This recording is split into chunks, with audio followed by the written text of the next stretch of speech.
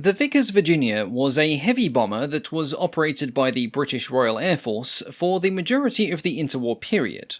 It first flew in 1922 and was not retired from frontline squadrons until February of 1938. It would see dramatic changes in the development of aircraft technology, some of which would be absorbed into its own design, and numerous Virginias would be used for pioneering experiments. Its long career was partly owed to its reputation for ruggedness and reliability, and partly due to the Air Ministry's irresolute stance on bomber policy during the early to mid-1930s, an interesting topic that I will cover in another video in the future. The Virginia was developed to meet Air Ministry specification DR Type 4A, which called for a long-range bomber replacement for the Vickers Vimy. Specifically, it wanted a bomber which could carry a pair of 550-pound bombs over a range of 1,200 miles, with a top speed of at least 95 miles per hour at 10,000 feet. This was partially inspired by the pioneering transatlantic flight that the Vimy had completed in 1919, proving that aircraft could possess the range to cover transcontinental distances. The company's proposed design, drawn up by Reginald Pearson, better known as Rex Pearson, was essentially an enlarged version of the Vickers Vimy. It utilised the same construction, being built primarily of wood with doped fabric coverings, had a slightly larger wingspan of 86 feet, and it was to be powered by a pair of 450 horsepower Napier Lion W12s. The Air Ministry placed an order for 2 prototypes in January of 1921. Initially, it was to be known as the Vickers Vulcan, but this was changed to Virginia to match the current trend of naming Vickers aircraft after locations. Retrospectively known as the Virginia's Mark I and II, these prototypes were completed in 1922 and 1924. When the first prototype was completed, the design had changed little from Pearson's original proposal. Wingspan was 86 feet 6 inches, length was 50 feet 7 inches, and the loaded weight was to be 16,750 pounds. The wings had a parallel chord design, with no sweepback or stagger, and only the lower wings featured a few degrees of dihedral beyond the engines. The power plant remained as the 450 horsepower Napier Lion, driving 2 blade propellers, and the proposed crew appears to have been 3. A pilot, a second pilot/navigator, and a nose gunner/bomb aimer. Though some sources do conflict, and some say that there were 4 crew members instead of 3. There is also some debate on the finalised bomb load when the first prototype was completed, but most sources seem to agree that they were designed for a load of 1,088 pounds. These bombs were stored in an internal bomb bay, and either consisted of 112 or 550-pound high-explosive bombs. Unfortunately for Vickers, early flight trials of the first prototype were not encouraging. It made its maiden flight on November 24, 1922, with Captain Stan Cockrell at the controls. After this initial flight, Cockrell immediately complained that the rudders offered very little in the way of directional control, and that the entire aircraft felt quite heavy. To address this before subsequent flights, the rudders were significantly lengthened, reaching well behind the elevators. However, this modification made them nearly immovable due to the heavy flight loads they encountered. This was followed by a difficult period as the design team tried to modify and balance said controls so that the Virginia handled more like a plane and less like a brick, and somehow, despite these challenges, including ongoing vibration issues with the starboard engine, the aircraft successfully completed both its manufacturer's trials and its full load trials as well. Following these, it was then sent to Martlesham Heath for a full service evaluation. Having omitted any mention of rear defence from the official specification, air staff officials were oddly confused as to why the Virginia was completely defenceless from the cockpit aft. Rex Pearson, of course, put the blame directly on the ministry officials as they had not specified any rearward defence. And then the officials had the crystallizing idea of fixing this problem by taking a leaf from 18th century naval warfare, and they requested the installation of so-called fighting tops. This consisted of 4 gunner stations in 2 nacelles which were installed in the upper wings. All that was missing from this fantastical approach was a file of Marines to go along with it. These modifications were completed in June of 1923, and weighing over 1,000 pounds heavier, and with some highly confused and alarmed test gunners along for the ride, the Virginia Mark I continued its tests of these so-called fighting tops for almost 3 years, being modified in various other ways during that time as well. Though these gunner stations offered some benefits by providing an excellent field of defensive fire, and the rare opportunity to perform boarding actions against enemy aircraft, they were eventually abandoned. Not only did they cause an unacceptable amount of drag, reducing the top speed by almost 15 miles an hour, but they were completely inaccessible from the fuselage during flight, presented a fatal risk in the event of an accident, particularly a nose-over event which would see the gunner's head becoming the first point of contact between the wing and the ground, and they offered almost no protection from the elements as they had no heating units. As a result, the Mark I Virginia would be the only model to feature this defensive layout, much to the relief of all. The second prototype was not completed until April of 1924, by which point the first was completing advanced tests, and production orders for the Virginia were already in place. Sources conflict on why this second prototype was built so late, but on the whole it seems that construction was paused so that it could be modified based on lessons being learned from the first prototype, which makes sense. It featured redesigned engine nacelles, low-drag cowlings, and improved radiators. Following flight trials, it would spend most of its life as a service test aircraft with No. 7 Bombing Squadron based at Bircham Newton in Norfolk. Though test pilots said that the Virginia's handling left something to be desired, particularly around the point of stability, both prototypes passed their respective evaluations, which would have qualified the type for a production order, if the type hadn't already been ordered into production almost 2 years earlier. Before the first prototype had even flown, the ink was already drying on the first production contract. Admittedly, this was only a small order for a pair of service testing machines, but the Air Ministry liked the design, and they showed every intention of following up with further orders in the future, and indeed they did. Eventually, 124 Virginias would be built, making them one of the most numerous heavy bombers built during the early to mid-interwar period, before the years of panicked rearmament that marked the mid to late 1930s.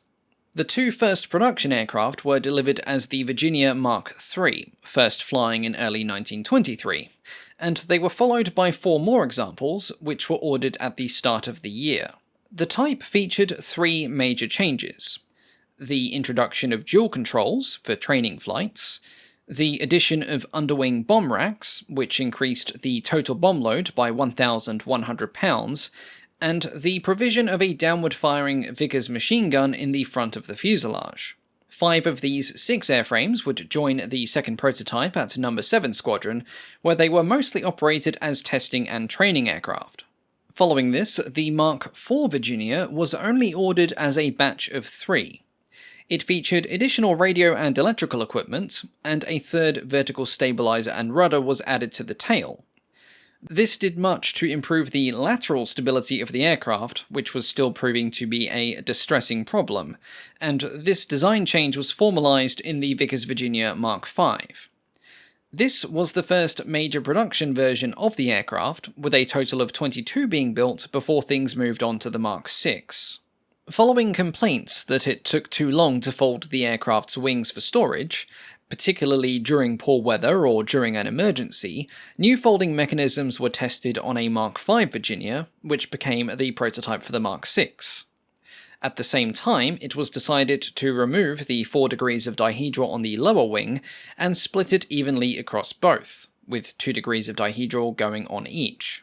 In total, 35 Mark VI Virginias were built, joining No. 7, No. 9, and No. 58 bombing squadrons in 1924 and 1925. Of the 3, No. 58 Squadron was the first to receive a full complement of Virginias, and the last was delivered at around the same time that the squadron was passed to a new commander, 33-year-old squadron leader Arthur Travis Harris, later known by his World War II nickname of Bomber Harris. In its early career, the Virginia quickly earned itself a good reputation for ruggedness and reliability. This was first demonstrated by the second prototype during its service trials with No. 7 Squadron, when it hit a tree during a forced landing due to an engine failure due to a broken radiator. It was not having a good day.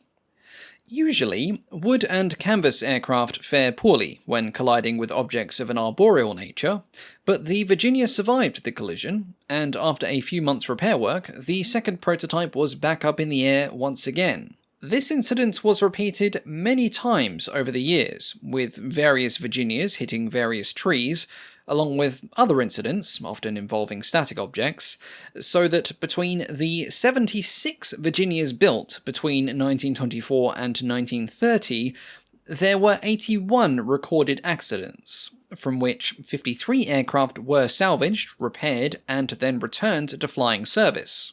Now, if that accident number seems a wee bit on the high side, 81 versus 74 airframes, you would be correct. Though the Virginia earned a good reputation for sturdiness during its early career, it also earned a very bad reputation for being quite difficult to handle. As a result of the various modifications made to the design thus far, the centre of gravity had moved several times, and its stability had suffered extremely. The first Virginia was deemed adequately controllable, but the service models were not. In practice, the aircraft could not be flown hands-off at all, which put a tremendous amount of strain on the pilots. Laterally, it would suffer frequent wing drops during turbulence, which was terrifying, and directionally, it was said to be constantly hunting, never settling on a fixed angle of attack. And in this, the elevator trim tabs were supposedly a suggestion rather than an actual functioning piece of equipment. To correct these problems, the prototype for the Virginia Mark III was taken back to the factory and modified into the prototype for the Mark VII. The wings received a sweepback of 6 degrees to counteract changes in the centre of gravity, new balances and trim tabs were installed on the tail surfaces, and following early trials, the aircraft also received freeze ailerons. The changes worked, completely transforming the Virginia's handling overnight, and the Mark VII proved to be so thoroughly successful that the Air Ministry funded the conversion of at least 38 of the older airframes to this new configuration at once. As a quick side note, some of these early Mark VIIs were used for a special purpose. They would help to test the first autopilot system designed for a large aircraft. Between 1927 and 1933, at least 5 Virginias would aid in this development, and by the end of it, a reliable and effective 3-channel autopilot system had been produced. This was not the only pioneering technology to benefit from testing with the Virginia, and more of this will be discussed later. The Mark VIII Virginia would never enter production. Sources conflict on exact details of what the Mark VIII would actually have entailed. Some state that it was a single airframe that was used to test the Rolls-Royce Condor as an alternative to the Napier Lion. Some state that it also tested out a new amidships defensive gun, halfway between the cockpit and the tail, and others claim that it was a collection of airframes that tested a variety of radial engines. The penultimate version of the Virginia would be the Mark IX. Though testing of the so-called fighting tops on the original prototype had been unsuccessful, the Air Ministry renewed its calls for the Virginia to be equipped with some form of rear defense. The annual air exercises had highlighted the Virginia's defenseless rear, not helped by its slow top speed of just over 100 miles an hour, and almost every fighter aircraft in service could outpace the Virginia by at least 50 miles an hour at 10,000 feet. Basically, in a real war, it would have been a sitting duck if attacked from behind. A Mark VII conversion was selected as the Mark IX prototype. The tail unit was completely redesigned to accommodate a tail gunner. It now had longer tailplanes with partially balanced elevators, and the fins and rudders were set further apart. To balance out the added weight of a rear gunner, a Lewis gun, scarf ring, heating tubes, etc., the nose of the aircraft was extended by 3 feet, and the wireless bay was shifted slightly forward. Other improvements included the installation of wheel brakes, automatic wing slots, though these were not universally applied to all models, and a fully enclosed canopy. The latter change was soon reverted, owing to complaints about visibility, and no photos of this canopy seem to exist. Much like the Mark VII, the Mark IX was also a big improvement, and large numbers of airframes were converted to this new specification. But only 8 were built as brand new aircraft. By this point, it was expected that the Virginia would outlive its usefulness by the start of the 1930s. New aircraft were being developed with all-metal frames, as opposed to the Virginia's wooden frame, and the Air Ministry was issuing a new specification for a heavy bomber to replace it. However, this was not the Virginia's end. Aircraft technology was advancing so quickly, and the financial situation was unraveling so perilously, that this specification was revised several times, leading to a delay in bomber aircraft procurement. This delay meant that the older bombers would need to be in service longer than intended, which conflicted with a new RAF mandate that all wooden-framed aircraft would have to be replaced by all metal-frame aircraft within 6 years. Sensing a financial opportunity, the Vickers design team submitted a heavily redesigned version of the Virginia that utilized an all-metal frame. A Mark VII aircraft was modified with all-metal wings to test the concept, and following successful trials, Vickers received a contract to build 50 new all-metal aircraft as the Virginia Mark X, as well as contracts to convert all the existing Virginia airframes to this standard as well. Powered by the new Napier Lion 5B, and later on the Lion 11, the first Mark Xs were completed in 1930, joining number 500 and 502 squadrons of the Special Reserve. By the end of 1931, the existing Virginia squadrons had all re-equipped to the Mark X, either with new airframes or conversions, and it was just as well. Due to the dire financial situation being brought on by the Great Depression, and the Air Ministry's hesitation with outlining a definitive bomber specification, it was realized that the Virginia would have to remain a frontline aircraft for a number of years, potentially well into the mid to late 1930s. This was partly a reflection on its now excellent handling qualities and reliability, as while there were other bomber aircraft available for order, none were ordered in the same quantity as the Virginia. Indeed, the fact that the Virginia was still equipping new squadrons in the mid to late 1930s, numbers 214 and 215 Squadron in 35, and 51 and 75 Squadron in 1937, is not only a testament to its dependable nature, but a sad indication of the state of the RAF in the first 3/4 of that decade. The Virginia was a workhorse, one that continued to see long use after its time had passed, but mercifully it was replaced in frontline service before the outbreak of the Second World War, just. But its legacy was not that of an outdated bomber being forced to carry on during a time of hesitation and financial strife. Instead, the Virginia would encapsulate almost all of the major changes that were seen in aircraft development during the interwar years, the development of the monoplane and the use of monocoque construction being marked exceptions. As a bomber, it was perfectly adequate, and while it saw no action, it did help to train an entire generation of bomber command air crews and officers.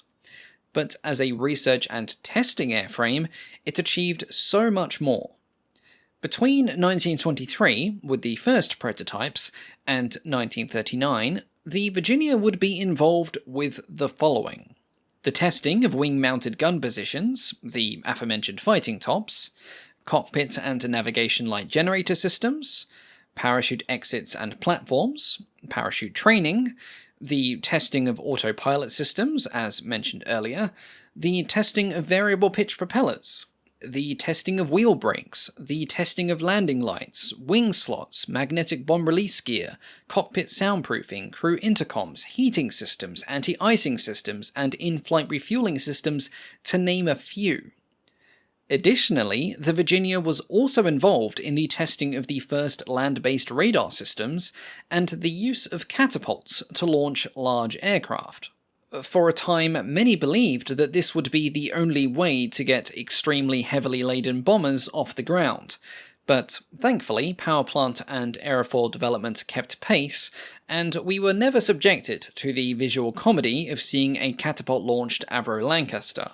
Though retired as a frontline bomber by the end of 1938, some Virginias would continue to serve in secondary roles until as late as 1941, when the last Virginias of the Henlow parachute test flight were finally retired.